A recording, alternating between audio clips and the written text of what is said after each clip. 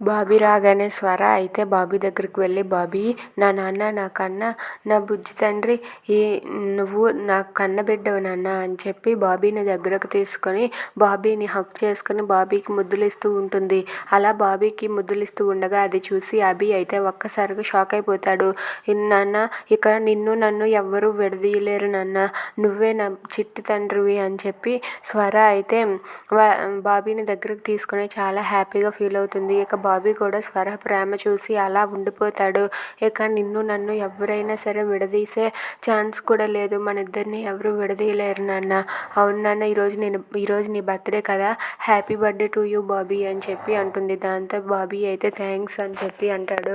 ఇక నేనే నీ కన్న తల్లిని, నీకు ఇన్నాళ్ళు మీ అమ్మ ఎవరో తెలియదు కదా, మీ అమ్మని నేనే నాన్న. నాకు ఇప్పుడే ఆ నిజం తెలిసింది, నాకు ఇది తెలిసినప్పుడు చాలా హ్యాపీగా ఉంది అని చెప్పి స్వర అంటూ ఉంటుంది. అలా బాబీతో దగ్గరగా మాట్లాడటంతో అది చూసి అభి అయితే చాలా కోపంతో రగిలిపోతూ వాళ్ళిద్దరిని వేరు చేస్తాడు. Please subscribe our channel.